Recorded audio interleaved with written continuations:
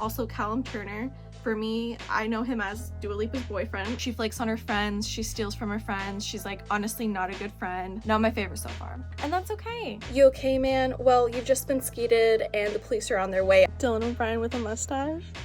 Let me be respectful. Hey y'all, I'm so excited because today is day one of Sundance online.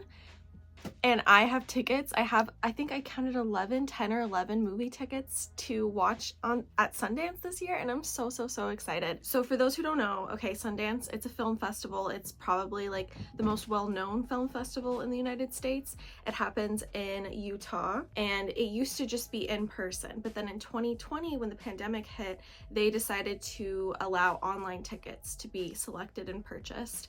And they are a little pricey, I will say. They're definitely more expensive than like a movie ticket, but you're paying to watch these movies early. Okay, you're paying to watch these movies that might not get any distribution. Sundance is really cool because it allows for a lot of indie filmmakers to have their film shown. A lot of film distributors, a lot of production companies come to these film festivals and pick up films that audiences like or that they themselves like, give them a wide release later on in the year. Okay, so you're paying to watch these movies early. You're also paying to watch movies that might not ever really get released. I think it's worth it. I had a lot of fun in 2020 when I did it, and then every year since, I have not been here. Like, I have not been in the States or had access to a computer or just like maybe just even had the money to be able to participate. So this will be my second year attending Sundance, and I'm so excited to get into it. When it comes to the online tickets, they are only available for like 4 or 5 days. So it's January 30th and they're available until February 3rd. So I have that many days to watch all of these films.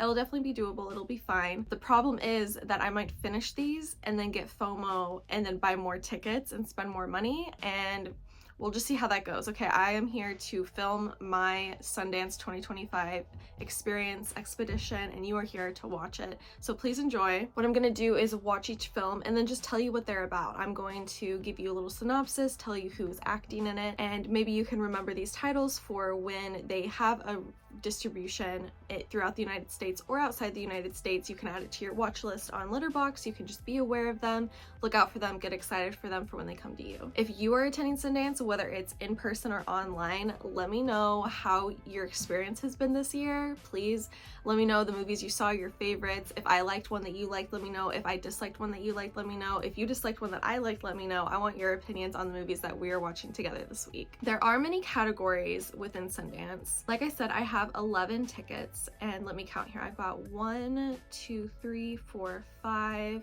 Okay, 5 of those are in the US dramatic competition. So those are feature-length films. They're American. They say dramatic competition. They might be comedy, they might be drama. That's the category that those go in. So I've got 5 of those. Okay, and then I've got 2 US documentary competition. I love documentaries, and it was hard not to purchase a ticket for every documentary. Okay, so those are documentaries that are United States, filmed in America, about Americans, whatever. And then I have 1, 2 World Cinema Dramatic Competition. So those are feature-length drama films, comedy films, fiction films that are from outside the United States. And then I have 1 midnight film, which the midnight category is probably my favorite, and I only got 1 ticket, so I could definitely see myself picking up a couple more tickets if I do end up having some days bare without a Sundance movie and I want to watch another one. The midnight category is for horror movies, the goriest movies. It's the midnight category, okay? Like, you go see these movies at midnight with your friends. And then I have 1 next movie, which next is a really interesting category. It is kind of like the most unique. It usually has some kind of like up and coming untapped trend. Maybe the way it's filmed is extremely eccentric. I don't know. It's just like very unique, individualistic kind of film. So I have 1 of those. So I have 1 next category, I have 1 midnight category, I have 2 World Cinema Dramatic Competition categories, I have 5 US Dramatic Competition categories, and then I have 2 US Documentary Competition categories. Okay, so this is what the website looks like where your tickets are, and you just click watch now on one of them, and then I believe that you have 24 hours from clicking watch now to watch it. Okay, so I'm gonna try that right now. I'm gonna start with a US dramatic competition film. I'm going to start with Atropia.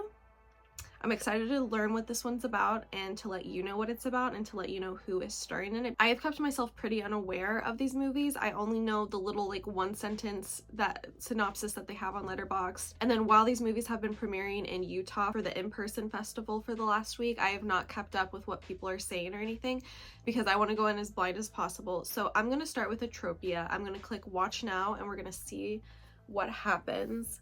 If it tells me like you have 24 hours to watch this. Okay, it says once you go to the next page, you'll have 5 hours to finish watching this film. Once you start a film, you can pause it and take as many breaks as you like. Just be sure to finish watching within 5 hours of your start time. Would you like to start your 5-hour viewing window now? Okay, yeah, okay. So that is less time than I thought, but I'm sure that, okay, this screening is protected by a visible forensic watermark. So I cannot film any of this for you guys, and I wasn't going to anyway, but I'm excited. I'm gonna start watching this. The next time you see me, I'll have an update for Atropia. I'll let you know who's in it. I'll let you know what it's about. I'll let you know my thoughts on it, and then we can just go from there. Happy Sundance. I'm so excited. Let's get started.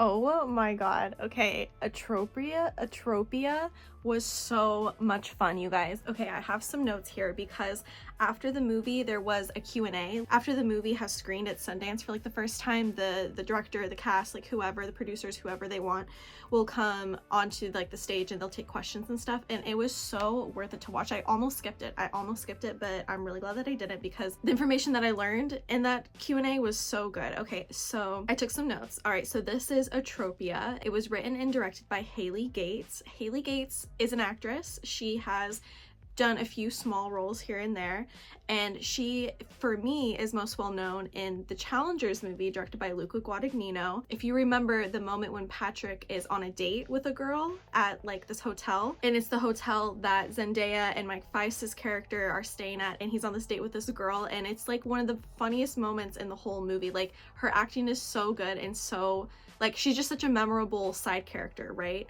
If you've seen the movie, you know what I'm talking about. That's her. That girl, that's Haley Gates. She wrote and directed Atropia, so definitely check out Atropia when it comes out, okay? This stars Aaliyah Shawkat. I know her best from Arrested Development. She plays maybe in Arrested Development, but I've also seen her in a bunch since then. Also, Callum Turner.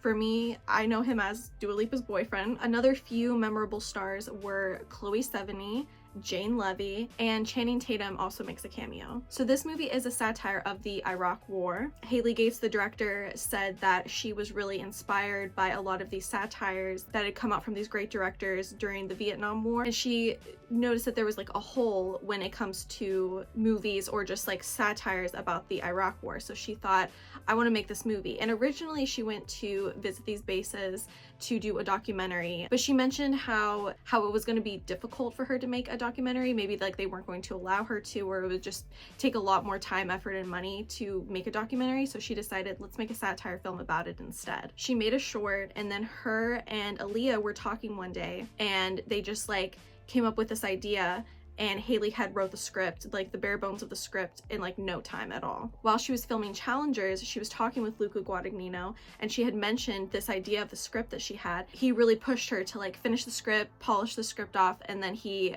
said that he would help her on the film. So he's also a producer on the film. I love those little tidbits, like those little nuggets of information about the movie. I think that's so cool. And the fact that like Haley Gates, like she was that memorable side character in Challengers, like this is her movie. I love that so much. Okay, so Atropia is about a simulation base in California, and these are apparently real things. Never heard of these before, but it's like simulations for men and women who have just joined the military, who are about to be deployed. They go onto these bases. It's just like a whole section of land that is supposed to look like the other country or the base that you are going to get deployed to. So there's actors, the animatronics, noise machines, smell machines, sound machines. You go on these missions, you wear these vests, people will come after you. The movie is very satirical. It is so funny. There's like a romance element that I loved a lot. There's another element of it that I really, really liked, but I won't talk about it because I think it's kind of a spoiler for the movie. And surprisingly, the movie had an end credit scene, which I was not expecting at all. I was like fully ready to turn the movie off, but I was like, oh, let me just go to the end of the credits. I forgot that they do Q&As, but I was just seeing if there would be anything else before I like went back to the homepage, and then there was like a cute little end credit scene, so that's kind of fun. So don't forget about that when you go see this in theaters. Atropia was so good. I had a great time watching it. I hope the rest of the festival like either rides the same high or exceeds it, because Atropia was good. It was so fun, and I'm glad that I got to see it.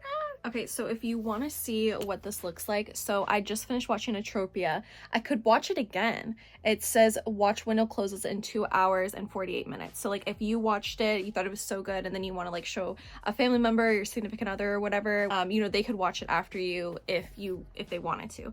Okay, part of me wants to keep going with the US dramatic competition because I have 4 more films in that section, but like I won't lie, I have been dying to watch these documentaries. I have Predators, which is about the show Predator. I've been dying to watch that documentary, and then another one called Sugar Babies, which I'm assuming is about sugar babies. Ooh, no, you know what, I'm gonna do Bunnylovr. Okay, Bunnylovr, I believe it's about a cam girl, and I love movies about cam girls. Like that is a niche that I will always watch.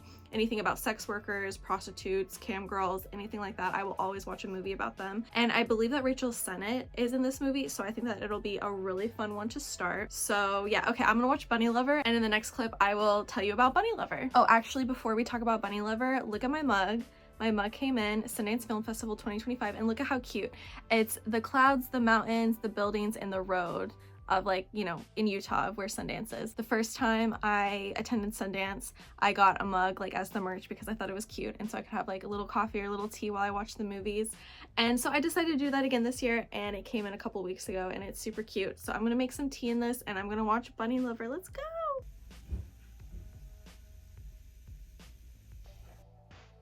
I have to make sure the bunny ears are up because I just finished watching Bunnylovr. Okay.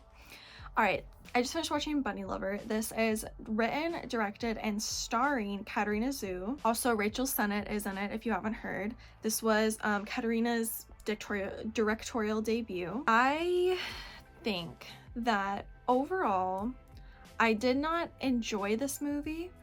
I really like the risks that it took, and I like the story that it told. You can tell that this was a really personal story to her, and in the Q&A she talks about that a little bit, about how she grew up online like most of us did nowadays, and how there is that want and that need for like that validation, that sense of like community that you have online, and how like the dissonance between that and like your relationships IRL can be, and how awkward that can be, like to be like so, it's so easy for you to be online and have these friendships and like crave this validation online, but then you go out in the real world and it's like actually awkward, and you're a terrible person, you feel like a bad friend, a bad daughter, like all these things. I think that that was portrayed really well. Like she did a really good job of that aspect shining through the film, because the movie's about a cam girl who she flakes on her friends, she steals from her friends, she's like honestly not a good friend, and then she meets her estranged father on the street, and they start to like rekindle their relationship. There's just like awkward tension between anyone that she meets in real life, even if it's someone that she's met online before, if you know what I mean. I think for a directorial debut, and especially to be someone who like you wrote, directed, and starred in it, I think that she did a wonderful job. Definitely you can feel this like sense of authenticity shining through the film. I will say, like, for my own personal enjoyment, for me own personally, like watching this movie on my own, it wasn't for me. I didn't find it entertaining or anything like that. It was just like a good movie about someone. I do like totally respect the avenues that like it took to make this film, and I think that like her gaze on the film was really good as well, because it is about a cam girl, and like the way that she shot a lot of these scenes, I do like have respect for that. I think that her gaze really shines through well in here. Just like personally, like if I were to be like, oh, like this was the best film of Sundance, this was the worst film of Sundance, it's like very lower middle tier. It wasn't like the greatest thing I've ever seen, and I had a lot more fun watching Atropia, but Atropia, like it's literally like a comedy, like it's a satirical comedy conversation on like the Iraq War, whereas Bunnylovr feels like a letter that she wrote to herself and put out here for the world to see. Okay, so overall, love the effort. I love, you know, movies that are written and directed and starred by the same person. I think that takes a lot of guts and a lot of talent to be able to pull that off. So totally like respect the move, respect the film. Not my favorite so far, and that's okay. Okay, I'm gonna be honest, I think I'm going to move away from the US dramatic competition for my third film of today of Sundance. I have 3 more US dramatic competition movies to go. I have been eyeing these 2 US documentary competition movies, Predators and Sugar Babies, like since the beginning of time, and I feel like the best way to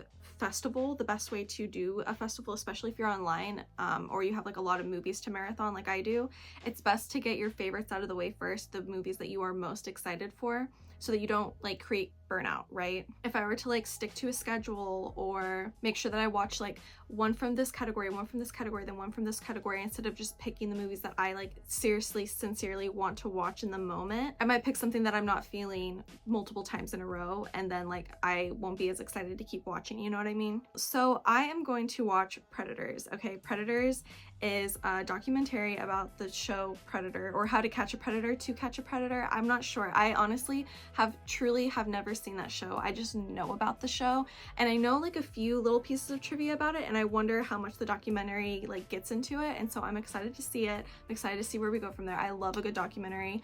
I love documentaries about movies, films, TV shows, and so I can see this one like just like it's the kind of thing I want to watch. Okay, so I'm gonna watch Predators. I'm also going to get another cup of tea because the one that I had was herbal tea. There's no caffeine in it, and I want some caffeine.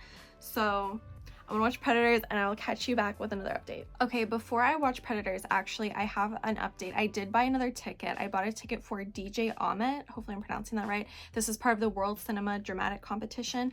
My brother lives out west, and he got to attend like an in-person screening of this movie a couple days ago, and he highly suggested it to me. He said I should pick up a ticket if I can, so I'm definitely gonna do that. A little synopsis, I'll just read it to you here. It says, Ahmet, a 15-year-old boy from a remote Uruk village in North Macedonia, finds refuge in music while navigating his father's expectations, a conservative community, and his first experience with love, a girl already promised to someone else. So this movie was on my list. It was like on my long list of movies that I wanted to catch, but then it didn't make my short list of like, I try to make like a concise like 10 movie list to like make sure that I get tickets for those films, and then if I finished and wanted to pick up anything else, I had that long list to choose from. So DJ Ahmet was on that list, but since he suggested it, since he recommended I watch it, I picked up a ticket for that. So just letting you know, keeping you updated, I did pick up another ticket to watch later.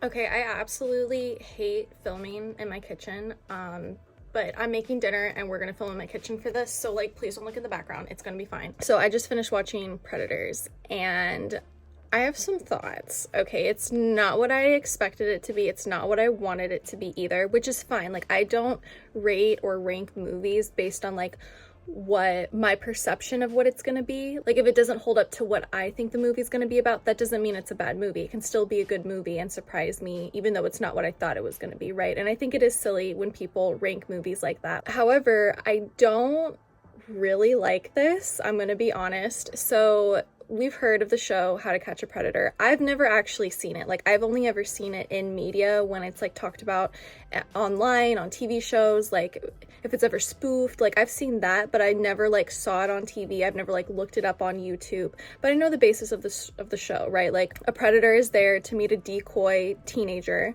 and well, actually they were teenagers, they were literally 18 years old, and then Chris Hansen comes out and he's like, why don't you have a seat over there, help me understand, you know, tries to talk to these predators about why are you doing this, what's the point in this, and then he's like, you're free to leave, and the predators are like, thanks man, and they get up and leave, then the police take him down. And it's like reality TV trash, you know, it's just like, that's the point of it, is to like, it's exciting, it's enticing for for you to be at home on your TV and watch these bad guys get taken down, right? Okay, so the point of this documentary, it was created by this man named David Ossett, and he was actually assaulted as a child when he was like 7 years old. And he would watch the show as like as an older teenager, a young adult, and he was really stuck on the question of why. Like, why do these men and women, but why do these predators do this? Like, what is the deal? Like, why do they do that? Help me understand was like the point of this whole documentary, and it's the point of the show How to Catch a Predator. And he felt like Chris Hansen never actually answered that question, meaning like the predators never were actually able to answer that question. And we see a lot of archival footage, a lot of interviews and things like that with these predators. A lot of them, they literally don't have an answer. They're like, I don't know, I messed up, I don't know, it's been a fantasy of mine and I've never been able to fulfill it, blah blah blah, this is a one-time thing, like I don't know. They're not able to answer that question. And then then they're taken down by the police. There's no rehabilitation. They're, you know, put in jail. They serve their sentence. They get to go out and be a member of society once again. Okay, like that's the story. And on one hand, the documentary does a good job of showing us how broken the system is, and like we all know the system's broken. Okay, like there's never any kind of rehabilitation progress or process for people who get put in jail. The thing is like when it comes to predators, like there's just no sympathy for me. There's no empathy for me.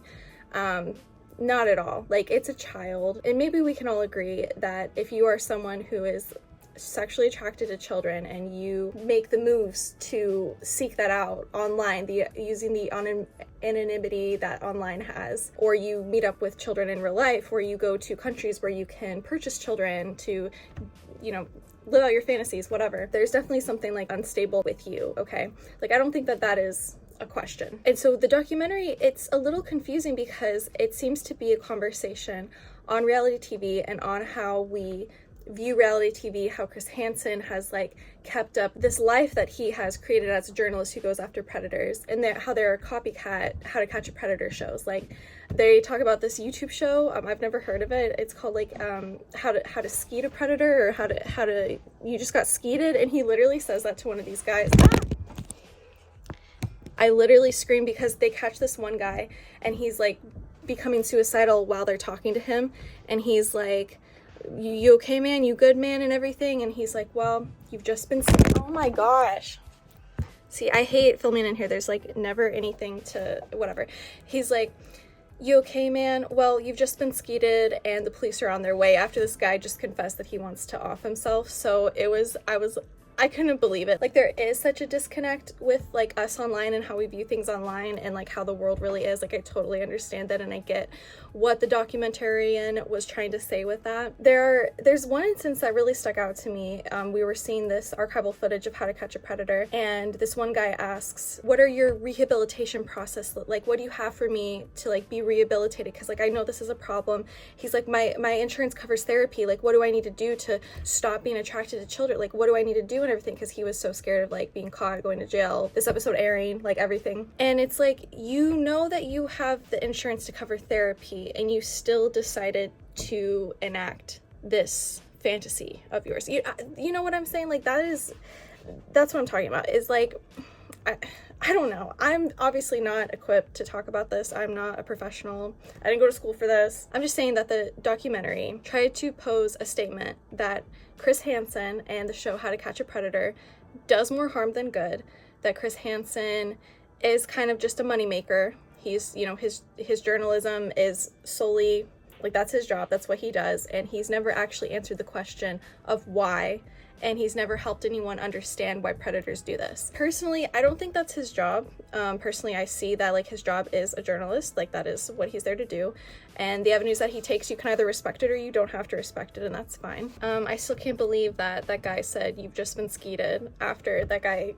admitted that he was having suicidal thoughts. But anyway, I don't know what else to say about it. I don't think that it was wonderfully made. Like it wasn't like, oh, I don't agree with what's being said here, or what's trying to be like shown to us, but at least I can appreciate the way that this documentary was made, and like props to them and everything. I think that it was a very biased documentary, and that's fine, because it's like, this is David Ossett's like his like he's allowed to make what he wants to make, and like that's the avenue that he took with it, and he's allowed to do that. When a documentary is able to not just like show both sides of an argument, but at least give like some kind of clarity to another side of an argument, instead of just being like a one-way street of like bias, I think that that is definitely commendable. And I don't think that this documentary even like tried to do that a little bit. Sadly, it's the worst of what I've seen so far, which sucks because I was really looking forward to it, but it's fine. Like I just don't agree with the avenue that it took of trying to show us how these men's lives are ruined, and like this stuff is on the internet forever now for them, and it's just like so simple to me. I don't know, I just don't have empathy for them. Sorry, not sorry. And something else that was interesting is that we did like the Q&A after, and someone asked, what do you think, or what information do you have on like rehabilitation for these predators? And he said, I don't know. I literally don't know. He was like, unfortunately, we don't have those steps in place yet. And it's like, so you didn't even answer the question of what your documentary was about. Like, That was the whole point of it, is that Chris Hansen never answered the question of help me understand. He used this show to, you know, gain popularity, to like to give people at home pleasure of seeing like these bad guys be taken down. You interview Chris Hansen himself, you interview other copycat How to Catch a Predator TV shows, YouTube shows, internet shows. I think that, like, sincerely, if no one can answer that question, the question is that it's not understandable. Like, there's no way we can understand why people do this. So maybe they should go to jail for the things that they do. Whatever. All right, I'm moving on. I don't know how much more controversial I can make this. What's up, Pancake? Okay, so I've decided that the next movie I'm gonna watch is Twinless. I think it's a comedy. I just need to lighten up the mood a little bit. It has Dylan O'Brien in it, my boy, my love. So I'm gonna watch Twinless next, and I'll catch you up with another update. You want some? Come here.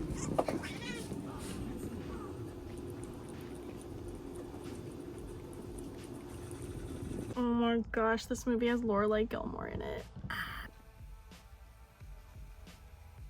I'm actually kind of terrified of a movie that does a title drop 20 minutes in. What are you hiding from us? Dylan O'Brien with a mustache? Let me be respectful. You're fucking kidding me. I've screamed at this movie 5 times so far, not exaggerating, and we're 35 minutes and 21 seconds in.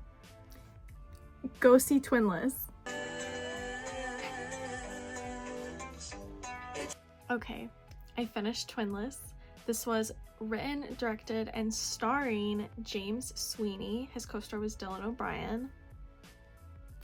I simply don't know how to tell you this story because I kind of want you to go in as blind as I did to enjoy this as much as I did. All I will say is we open up with the story of Dylan O'Brien. He's a twin, and his twin has recently died. He starts going to a therapy group for other twins who have lost their twin. So it's like a place where twins can like be together.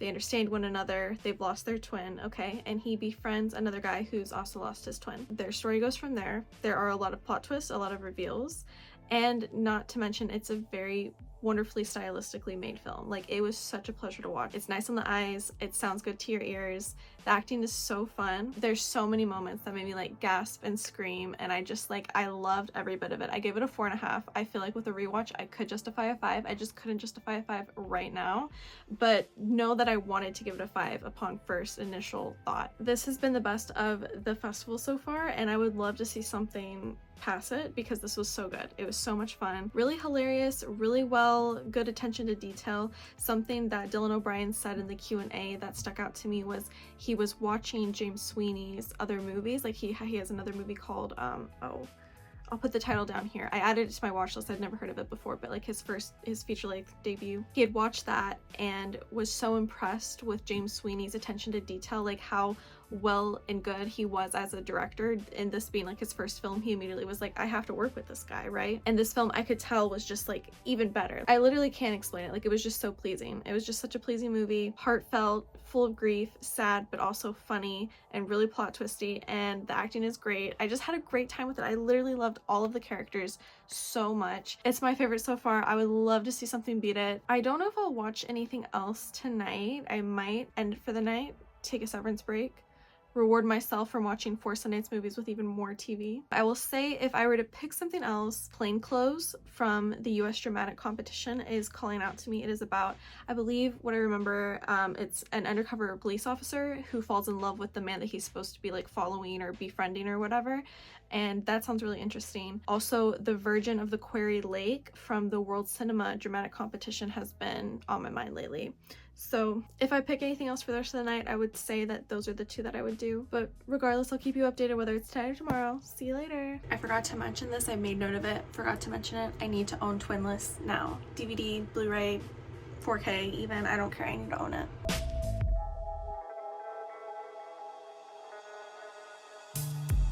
Hi everyone, welcome to Sundance Day 2. I just finished watching The Virgin of the Quarry Lake.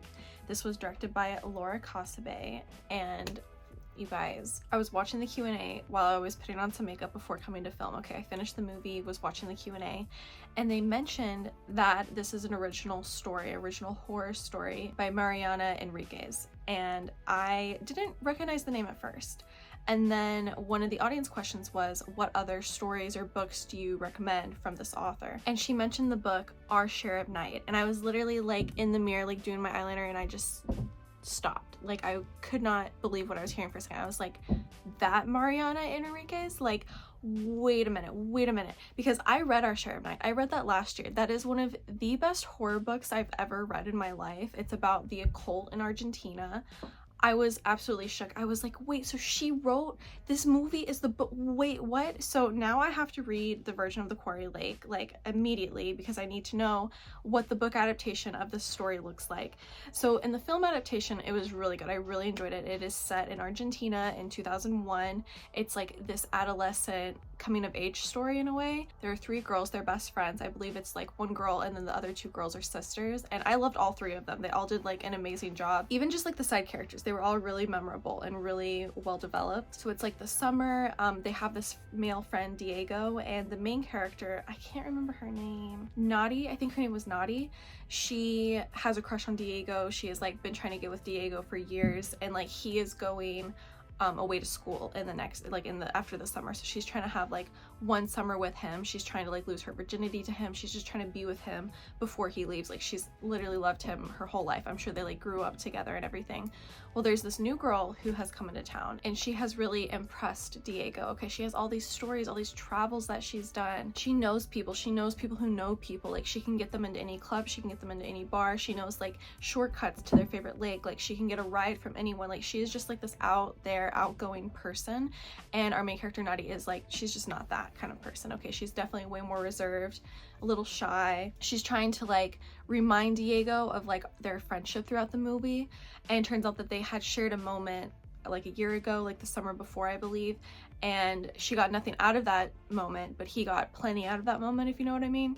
And she is just trying to get all of him. She wants all of him to herself, but he is definitely way more infatuated with this new girl. The new girl and Diego start getting together, and it starts stirring up this animosity within Nadi. She discovers a lot about herself, a lot about her parentage, a lot about, I don't know, just something sinister, maybe a little something magical within her, and it comes out in the end, and it's a great movie, honestly, really well made. I can't get over the acting. I think the acting was honestly my favorite part of the 3 girls, the 3 best friends. They did so good in this movie, like so simple and so quiet, but still so impactful and powerful at the same time. There was this great sense of like tension building, and it would build in so many ways, whether it's like something scary happening outside or tension within herself she can't release within herself, and there's just this tension that keeps building throughout the film until the final act of the film. And it's just, I think it all came together really well, and the fact that this was written by one of my favorite authors who I've only read 1 book from, but who I definitely want to read more from. I am so excited to read her version of this story, like the original version of the story. I was just really excited to hear that she wrote it, and she wrote one of my favorite books. If you've never read Our Share of Night and you love horror books, you have to read Our Share of Night. I'm so serious. Okay, so next, so that was a World Cinema Dramatic Competition, meaning it was like outside of the United States. I have 2 more of those. I have 1 documentary. I have 2 more US dramatic competitions left, and I have a Midnight, and I have a Next. I really want to watch Reigns Over Babel or Babel. That one definitely has been on my radar because it looks really eccentric, but I really want to watch the last documentary because it's sugar babies, and that's like so interesting to me. You know, let's watch something crazy. Let's see how good it is. I've heard really great things about it. Let's do Reigns Over Babel. Maybe it's pronounced Babel. I'm sorry for mispronouncing it. Okay, so it says, a group of misfits converges at Babel, a legendary dive bar that doubles as purgatory, where La Flaca, the city's grim reaper, presides. Here, souls gamble years of their lives with her, daring to outwit death herself. Yeah, okay, I want to watch that. I definitely want to watch that. We are gonna do Reigns Over Babel next. I'll see you in a minute. Hey, welcome to day 3 of Sundance Online. I'm a little nervous today because I'm not going to be home for majority of the day.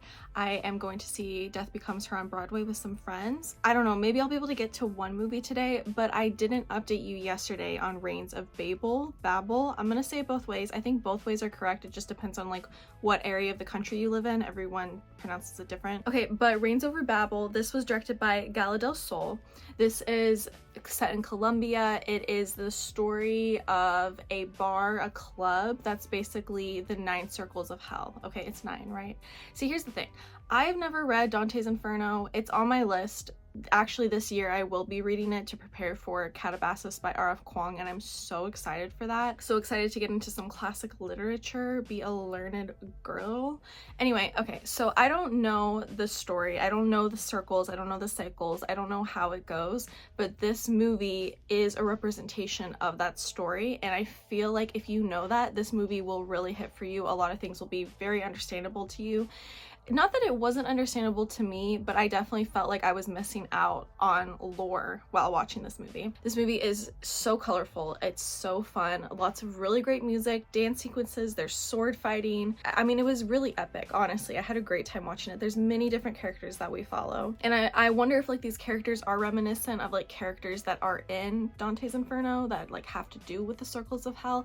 Like I said, I really don't know, unfortunately. There is a lot of LGBTQIA+ representation in this movie as well. There's a lot of dancing, a lot of performances, a lot of coming to oneself, you know, like understanding oneself and being comfortable despite what your family thinks, what the people in your life think, being true to yourself. I definitely got that vibe a lot. There's also this other side story that's so cute about this woman who is trying to, well, I won't spoil what she's trying to do, like the reason why she's doing it, but she's trying to go through the hotel. Well, actually, so okay, here's the thing. It's confusing because they filmed it in a hotel. There's many different layers to the movie, but I believe that within the movie, they're trying to just make it seem like it's just this big bar, it's just this big club.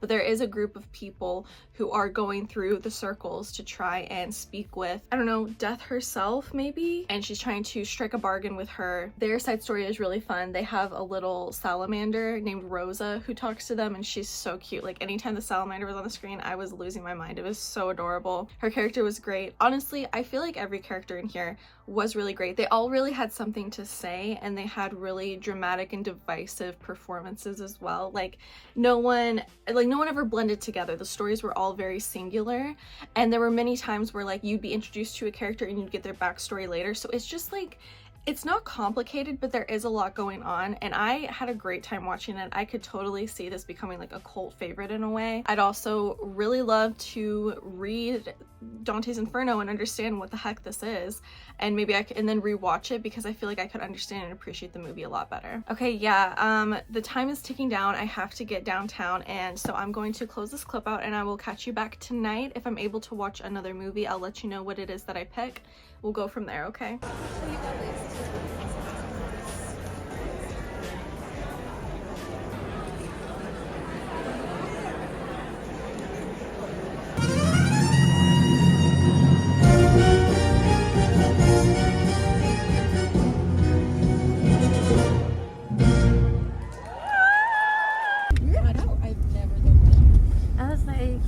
I was like, that's not supposed to be her. Please don't tell me that's supposed to be her.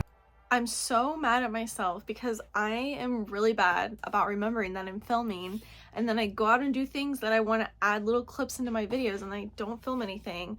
Anyway, we saw Death Becomes Her on Broadway, and if you live in the New York area, you have to go see Death Becomes Her on Broadway, because that was, the laptop's dead. Okay, I'm gonna do this quick. Death Becomes Her on Broadway was amazing, super fun. I like top 3 Broadway shows, and I've seen like 5, 6, 7 Broadway shows at this point, okay? And Death Becomes Her was just cream of the crop, one of the best, super fun. As a retired theater kid myself, I cannot recommend it enough how amazing that musical was, okay? And then we went to go see Companion in Dolby at Lincoln Square, and that was good. I'll definitely give my opinions in another video, in like a monthly movie wrap-up video, because we're still here to talk about Sundance. However, my laptop is dead and I'm not sure what I want to watch. Let me just think about what I have right now and I'll decide. I have Plainclothes for US Dramatic Competition. Oh, here's the other thing. I thought I had until February 3rd to watch all these movies. No, I have till February 2nd at 11:59 p.m. That's in 24 hours. Literally 24 hours to watch, like, what do I have, like 6 movies left? I really always get myself into these fucking pickles, I swear to God. I kind of want to watch Plainclothes. I feel like watching a fiction. I don't feel like watching a documentary, and I don't really feel like reading subtitles right now to understand a story. So I think I'm going to do Plainclothes because it sounds kind of like a thriller, maybe a little romance, I'm not for sure. And I'll catch you back with the next clip letting you know what Plainclothes is about and if I liked it and if I should suggest it to you. So see you in a minute. I was falling asleep in bed. I'm watching Plainclothes, by the way. I'm like 15 minutes in. I was falling asleep in bed, so I'm here at the desk, sitting up, keeping myself awake because this movie expires in like 4 hours. Like I can't just start it and then finish it tomorrow. I need to be aware of that. So I'm not starting another movie after this one for sure because it'll be way too late. Also, this movie is already getting a good rating from me because it stars Tom Blythe, who played President Snow in Ballad of Songbirds and Snakes, the Hunger Games prequel. Loved him to death in that movie. He is a huge crush of mine, and this movie's good. Oh my god. This is the first movie that's made me like cry, and oh. Plainclothes is perfect. I mean, girl, I need to get a hold of myself before I present myself on camera. Hold on. Okay, I'm 3 minutes into the Q&A. For all these other movies, I've waited till the Q&A is over to start talking, but I think I have to talk about it right now. Like, I have to get my raw, immediate reaction after leaving Plainclothes, okay? Even just saying the name of it just like brings back how good this movie is to me. It's so amazing, you guys. This is directed by Carmen Emmy, and his vision for this story actually came from a New York Times article about plainclothes policemen who were patrolling this men's bathroom where men would congregate to like engage in homosexuality behavior, okay, and homosexual behaviors, okay? So it was kind of like a safe place and like a well-known place for like gay men to go and hook up, okay? And because it is a public area, like it's a bathroom in a mall, police were patrolling outside and pretending to be these people who would like be interested in these gay men and lure them into the bathroom, have them expose themselves, and then arrest them for indecent exposure. So he read that New York Times article and like was really interested by it. Like it also just like motivated and inspired his vision for this movie, which also talks a lot about like acceptance and navigating like your first love, or navigating coming to terms with like your own sexuality and everything. This movie stars Tom Blythe, who I've already talked about, and he plays the role of the policeman who is like falling in love with a man for the first time. Because what happens is it's the same story. He's there for like this covert operation of like catching men exposing themselves in this restroom to each other, and while he's like at the mall scouting one day, he meets a guy and falls in love with him. Like they continue to meet one more time after he like really comes to terms with who he is as a person. But you guys, the way that the movie is made is so amazing. First of all, I don't know what aspect ratio it's in, okay? I'm sorry, I'm not smart and I did not go to film school. I don't know what aspect ratio this is, but it's a really good one, whatever it is. Because another really big part of this movie is a lot of clips are shown to us as if it's from like a really old video camera, right? Like the old school like fuzzy video cameras from like the 90s, I guess. They were definitely a thing before then, but like I was a baby in the 90s, and so like my home videos look like that, you know what I mean? So anyway, a lot of the clips, like we are, for instance, like say he's in the bathroom scouting or whatever, we see like the camera on him, then we see his POV, and it's like he's watching the bathroom or looking at the bathroom like through the lens of this old school video camera. He's also getting lots of flashbacks, and then we find out that some of these flashbacks actually haven't happened yet. Like we're just seeing these things, and then we see that part in the movie later. Like we see like a person's face and we haven't met that person yet, but we're kind of like, oh, who's this person? When are we gonna find out like his past with this person, but it's actually his present with that person? It's insane. Like it really defies how you can make a movie linearly or even non-linear. It's really, really cool how he did this. Like Carmen Emmy, honestly, mastermind. Like I will happily watch anything else that he makes after this. I'm really stuck because initial reactions, I want to give this a 5-star. It was amazing. I mean, that ending was so good. It was everything I wanted. I was crying. And it was so thrilling. That's another thing about it, because it's a little romantic, sure, but it's actually extremely thrilling. Like I was terrified, like on the edge of my seat for like 75% of the film. The direction and the voice and the writing for this movie, just amazing. Like Carmen Emmy really like this is like such a standout. Like this is, and it's so great. I love Sundance so much because without Sundance, like who knows if the story would have ever gotten told. Like maybe it could have gotten picked up by a small distributor, or, you know, been on Amazon but had no like actual promotion, but it was selected for Sundance, so it will always have that like prestige plaque to it, that prestige trademark and watermark to it, that it was an official selection of Sundance 2025. And Sundance is like all about showing and uplifting new filmmakers, and I think they're just like such a wonderful festival, such a wonderful creation. I'm so glad it exists. Like I'm also really happy and privileged and just so excited and glad that I'm able to like attend. Like I'm able to watch these movies as they're being watched for the first time, as they're being premiered for the first time, and it's so great that Sundance has really allowed people to watch these movies online, and I really hope they never stop doing that, and I hope more festivals implement that permanently, because I know several festivals did it during the pandemic, but then once the pandemic stopped and everything opened back up, they stopped doing that. And Sundance is the only one that I know about, the only festival that I know about that has continued to have online screenings for people to watch from their home. I don't know that there's anything else I want to say about Plainclothes. Seriously, you have to watch this movie, and especially if you at all identify as queer or part of the LGBTQIA+ community, like this is like one of a kind. So much cinema has come out recently, like I'd say like within the last 5 years, some really great pieces of work have come out from queer and gay filmmakers and actors, and this one just like is a standout. Really so good. So I'm going to watch the Q&A. If there's anything else I want to say about it, I'll hop back on, but the Q&A actually ended up touching on a lot of things that I kind of already talked about, like the film camera that they shot on, it being set in the late 90s, and just the story itself, and how he was able to like portray the main character's like anxieties through the way that he filmed it. Like it was just, you guys, like I wish I could be like taking videos of these movies and like showing them to you just to give you like a peek of like, it's so good, like trust me, like here's an example, but I can't. It's like highly illegal too, and I'm not trying to never attend Sundance again, so like I'm not doing that. But I just want you to know, like Plainclothes, you should go watch it when it comes out eventually. So it is 3:37 in the morning. I'm gonna go to bed. Good night. I'll see you tomorrow on the final day of Sundance.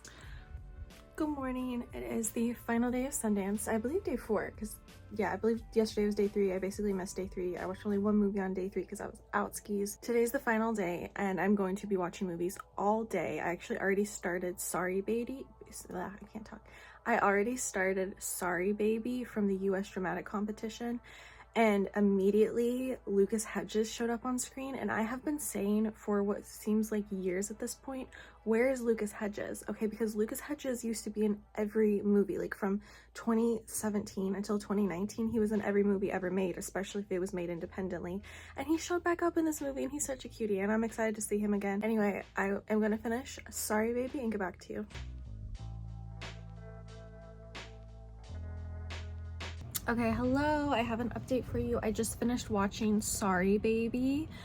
This is directed, written, and starring Eva Victor, and I'm so impressed with the festival this year. How many movies I picked, like how many movies I got a ticket for that are written, directed, and starring by the same person. Like that is one of my favorite things about film, is like when someone is able to do that triple threat of an act, and I really look forward to it because I want to see like if they truly are that good at all 3, you know what I mean? I think Eva Victor did really good on all 3 of these. The writing was like dry in a way, like kind of a dry humor, but I also think that the writing was really strong. Like I really resonated with everything that these characters were saying, really felt how they felt in these moments, and the performance that she put forward was also really good. The co-star for this movie, Naomi Ackie, I know her from the movie Blink Twice from Zoe Kravitz from last year. She did amazing in that movie. She does amazing in this movie as well. I was like really excited to see her in it because I saw Blink Twice and I was like, I need to see Naomi Ackie in anything else. She's amazing. And I can't get over Lucas Hedges, you guys. He literally, in the last 5 years, has been in 2 movies. This boy used to be in everything. I mean, I've seen over 50% of his filmography because he just was in everything that I was really interested in watching from like 2015 to 2020 basically. And then we went through like a dry spell of Lucas Hedges being in nothing. He was in a Netflix movie like 2 years ago, and then he was in this movie, and like I I'm so happy to see him. I hope he stays. I hope he sticks around. I hope he's making a comeback. I don't know if he like took a break for like personal reasons, whatever he needed to do it, brother.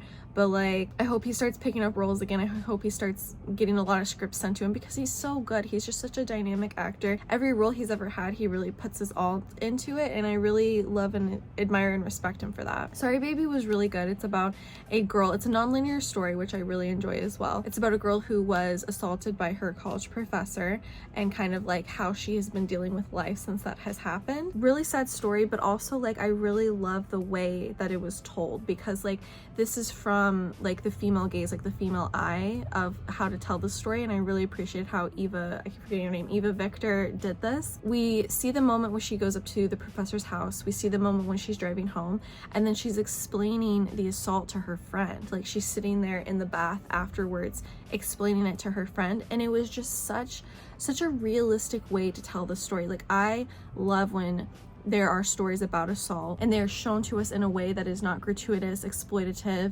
hard to watch, distressing to watch. Like it felt so real and realistic to like hear her side of the story and hear what happened in that moment just from her telling it to her friend, because like those are really the moments that matter. Like the moment of the assault itself, a lot of directors, especially male directors, like really hone in on that. They want to get the woman's reaction to that instead of the woman's reaction to it after the fact, or the woman's reaction to her telling her best friend about it, someone she trusts about it, the whole process of how to deal with that after the fact and everything. Like I really think it was just handled with such care, and it wasn't like this amazing profound movie, but it was like a necessary story, and I'm really glad that it was made, because the movie was just like riddled in positivity despite all the negativity that we see and hear, and I really appreciated it. I really think it was well done, well directed, well acted, well written, very well written. Like I really love the dialogue. I loved the friendship between the two main characters, and yeah, it was a standout. It was really good. Honestly, this whole festival has been really good. Like I really can't think of a single movie that I was like, oh, I could have done without that. Whereas when I watched Sundance for the first time in 2021, there were plenty of movies where I was like, okay, like this was like 2.5 stars, like less than 2.5 stars. Like I didn't really like this. And even Predators, which was like my least favorite out of the festival so far, it was still really dynamic and like had something interesting to say, you know what I mean? And I really appreciated the work that was put into it. Plus it was a documentary, and like I just love documentaries. And on that note, I'm gonna watch the last documentary, which is Sugar Babies. I've been dying to see this. It's relatable to me, and I'm excited to see what it's about, what kind of take it's gonna be. I have no idea, so I'm gonna watch Sugar Babies. I'll catch you back with the next update. Oh, real quick, there was no Q&A after Sorry Baby. I don't know if somehow I missed it, or like I messed up something while I was watching and I didn't get to watch it at the end, or they just didn't have one. I have no idea, but there's no Q&A, so I have nothing to report about the Q&A. Okay, I just finished watching Sugar Babies. Guys, I really love this one. I feel like it's a little lackluster, maybe a little bland even. I could see majority of audiences really not appreciating this, but like it hit for me, okay? This is the story of Autumn. She is from Ruston, Louisiana, and a main point of this documentary is that the minimum wage in Louisiana has never rose from $7.25 since 2009, okay? Inflation has increased, and lawmakers still won't do anything about minimum wage, even though like plenty of governors, plenty of people, plenty of constituents have come forward begging for a higher minimum wage because it's just simply not livable to live on $7.25 an hour. And they said that Louisiana is the second state with the highest amount of people who are working at that $7.25 minimum wage, because $7.25 is the national minimum wage, but like other states have different minimum wages that are higher than that, like statewide. But Louisiana is one of the few states that has never moved from that or has never rose from that in their own state, and then they are the state with the second highest amount of people who live on that minimum wage. Like their job hires them at that and then never moves it up from there because they don't have to, right? So many people have many side hustles, second jobs, third jobs. Many people are just struggling to make ends meet. Like you see so many times in this movie where they're just trying to make like $10 for gas to go see their friend graduate college. You know what I mean? Like they don't even have $10 for gas. Like that is kind of unfathomable for a lot of us nowadays. And this is like real life, like this is the life that they're living last year when this part was filmed. It is set over the course of like 4 years. It started in COVID, because what it's like all about is Autumn, she has learned how to be an online sugar baby, basically a sugar baby without the sugar, okay? She doesn't have to meet up with these men. She just talks to them online and they give her money. She teaches classes to girls. She charges them $40 a class, and just like anyone can join this group chat, learn how to get on these apps to meet these men. You know, she has lots of she's really smart. Like, she has so many tactics of like putting your location in the rich part of your state or whatever, going on Tinder, only wanting men 40 years and up because they're the ones that are going to be like serious about this. You know, no 20-year-old is going to send you $400 for a conversation. She has so many like avenues of making money as well. I'm not gonna lie, I was taking notes. Okay, I was taking notes of these websites. She's a hustler, she's strong, and most importantly, she really sees this as an opportunity to help women. Like, she sees it as, it is so hard to get ahead as a girl, as a female in this world. She talks about Louisiana specifically, how like the only jobs for women there are like waitress. Like, that's the only job a woman could do, because they're not going to hire you for the big construction jobs or the garden jobs or anything like that. So they're like, why don't we just like take their CEO's money? You know what I mean? Like, they're not going to hire us, so we might as well just take their money some other way. So I'm going to hit them up, send them cute pictures of myself, have them send me money for more pictures, you know? They talk a lot about like actual sugar babying, which is like where you do meet up with these men. And I really love stories like this. Like, I really love these small southern cities, people trying to make ends meet, people like rising above what is like predetermined for them, preset for them based on the society, the rules that have been like laid out for them to live. Like, they go beyond that to make their own money, to be their own person. And she's not just like sitting around scamming men. Like, she went to college, she graduated high school a year early. Like, she's a very smart girl. And I really, really loved her emphasis of like, I'm just trying to help these women. Like, yes, I'm coining this sugar baby without the sugar, scamming these men out of their money, which is actually really interesting, because to me, it's really not even scamming, because you are giving them your time, you know what I mean? And she talks about that as well. Like, in the Q&A, she was saying like, I'm creating these friendships with these men, like I'm giving them my time and they're paying me for my time. That's what they want. It's a transaction, you know? And a lot of people like look down on that, or they think it's immoral, and it's just like, if both parties are consenting to this, there's no problem in it in my mind at all. It talks also a lot about how like hard it is to leave these small southern towns, like how hard it is to leave your family and your friends and your loved ones, and that's so relatable, so true. I really just loved Autumn. There were lots of characters in the story. There was like her boyfriend, her ex-boyfriend, her friends, her girlfriends that like are close to her, that she has like taught how to do the sugar baby business online and everything. A lot of them seem to be in it just for like the quick buck, but she was like really smart with it. I really, really loved her mindset on what she was doing to make ends meet. She has so many avenues of income. I mean, really, I was really impressed with her. Really loved Autumn to death. The ending gets sad. Like, the ending really does get sad. I feel so bad, but it's just like so true and reminiscent of like how good it can be to be with a good family, and how hard it can be to leave that good family behind. And I just really love her for that. Like, I really respect Autumn so much. I think as like a documentary, there was nothing done from like the director's side that really impressed me. I was seriously just completely impressed with Autumn. Like, she was the star of the movie. She created this movie. Without her, there would be no movie. And I loved her to death. Okay, let's see. So I have DJ Ahmet from World Cinema Dramatic Competition. I have Didn't Die from Midnight, which is a horror zombie movie. I have Brides from World Cinema Dramatic Competition, and that's it. So I just have 3 left. Okay, this is what I'm gonna do. I'm gonna watch Brides, because it's like the one that I'm kind of like least interested in, because I really want to see DJ Ahmet. My brother, I think I mentioned this earlier, he got to go see that one for his job down at like in Utah at Sundance, and he really recommended it, and I did see that it won some awards, so I definitely want to see what that's about. So I'm gonna watch Brides next, and I'll catch you back with another update. Oh my gosh. Okay, I just finished watching Brides. This was directed by Nadia Fall. This was such a good story and such an important one. Like, I really feel so happy that it was made, honestly. This is about 2 girls. Their names are Doe and Muna, and they're 2 Muslim girls living in London. They decide to leave their home for various reasons to go to Syria. Okay, they have been looking at, like, I guess you could say, this propaganda. And you know this story. I have seen so many documentaries about this. Even the first time I went to Sundance, there was like a documentary and a fiction movie about this, where basically like a better life is being promised to these Muslim women London to try to get them to come into Syria and try to like help out that side of the world and like that part of like Muslim life and everything. And one thing that I really liked that the director talked about, the writer and the director talked about in the Q&A, is they saw this documentary about these teenage girls who were coerced and, you know, promised a better life in Syria, who got on a plane from London and moved to Syria, and like how demonized these girls were. And the narrative that seemed to be spinning was that they were just kind of like stupid girls, right? Like they were dumb for falling for this, and then they get demonized on top of that, right?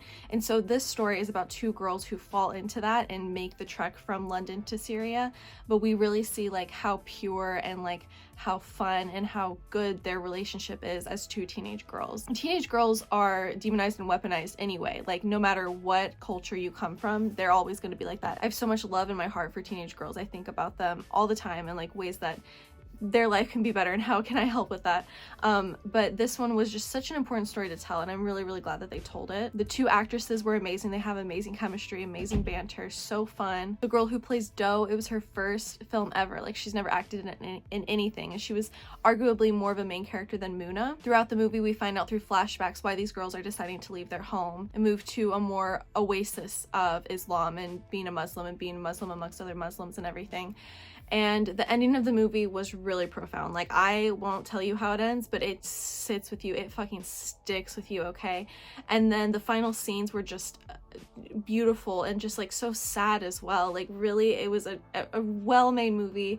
I'm so glad it was made. I'm so glad that we get these stories of teenage girls. I feel like I've watched a lot of stories of teenage girls throughout like this festival. It makes me like just really happy to see the empathy that people are utilizing when telling these stories about teenage girls. It's really refreshing because like I never had stuff like that as a teenage girl myself. So I am very happy that these movies are being made. Not saying that teenage girls need to be watching these kind of movies because like they are definitely really dark and force you to grow up a little fast, but Brides was really good. It was so much better than I expected. So much better than I was expecting. We see so many good and helpful people along the way, and then it just kind of goes to like this catastrophic ending that's just so sad. And it's nice to be reminded that like at the end of the day there were a lot of really good people along their journey. And yeah, I would say watch Brides. If I know that I am obsessed with like propaganda. I love learning about propaganda and learning about the ways that it influences people, and when the whole propaganda of like Muslim people in Syria reaching out to Americans, Muslims in England, all over the world, trying to like coerce them into coming into their country. That was like super popular in like the mid to late 2010s, and I was obsessed with learning about it. And it's really cool to see different perspectives of it as well, and I really appreciate this perspective of like giving these girls humanity and like just showing that at the end of the day they are like nice, good, funny, intelligent teenage girls. Okay, so what I have next is DJ Ahmet and Didn't Die. I feel like I want to take a break. I want to take a couple hours off and just like reset, read a book, maybe like veg out on some Love Island, I don't know. It is 6:41 and I have until 2:55 a.m. because the screenings go away at 11:55 p.m. Mountain Time, which is 2:55 my time. I've had so much fun, you guys. Like this was so much better than 2021. I have loved every movie that I've watched here. I'm sad to see it go. Really, I am. I've had so much fun. I love watching these movies early. I love having access to early screenings of movies. Okay, final installment of Sundance 2025, you guys. It's over. It's done. We did it. I finished DJ Ahmet. I watched it like to the last minute last night of when I was able to finish it. It was really cute, really good. Like 3.5 stars, solid. Nothing to complain about, nothing to write home about either, really. It's kind of a coming of age story about this kid named Ahmet. He lives in North Macedonia. I hope I'm saying that right. And it's just a coming of age story. Okay, he loves music. He loves to do his music. He's fallen in love for the first time. He is navigating his father's expectations. Also, the community that he lives in is like very conservative, and so he's trying to find his way amongst that, where like he wants to do something that's like unconventional to like the rest of his community. I will say this movie was so funny, you guys. Like I really, really hope it gets picked up by a major distribution because more people need to see it just for the funnies. Like I was laughing, I was giggling, watching it on my phone at like 3 a.m. just like in bed, just laughing because the comedy is gold. The dialogue was so good. There's like funny bits between like older people, you know, like trying to use Facebook or like whatever, you know, trying to like be on the web, be on the internet. And just like, I thought that it was really cute and fun and clean and just like a good family movie too. Like I had a great time watching it. So that is the end of Sundance 2025. I'm so sad to say. I'm so excited for next year. They've already announced the dates for next year. Let's talk about my favorites. So I will have my official ranked letterbox list up here for you to look at. And I put Plainclothes in first, okay? Twinless, it was a close tie between Plainclothes and Twinless, I will say, because Twinless had like the heart and the comedy, the humor. I love the director. I already forgot everyone's name. I'm so sorry. I love the director. He was like the writer, director, star of the movie as well.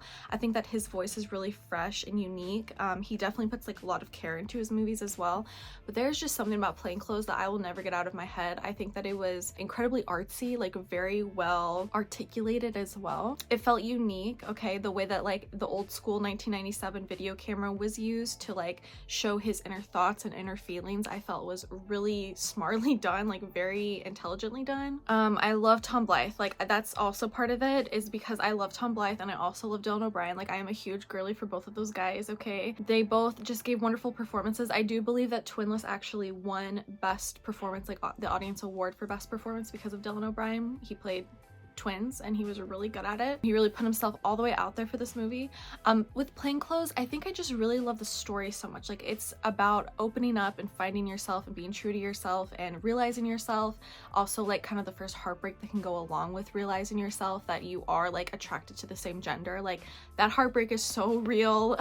The one that like helps you find that out for yourself, I swear. Overall, an amazing Sundance. I attended in 2021 and 2025 ate the cake on that one, okay? 2025 better than 2021. No offense to 2021. It had some great films as well. I'm still waiting for Pleasure to be available anywhere, okay? But as for 2025, like stellar, spectacular turnouts, really funny movies, and a lot of movies that were written, directed, and starred by the same person. That is insane to me. Like I've never seen that many of those combinations in one spot before, like not even on a list that I've made myself, okay? I don't think I've ever seen that many movies with that combination of people like by myself in a year even, okay? Major respect for those people. Absolutely, they did so good. Phenomenal.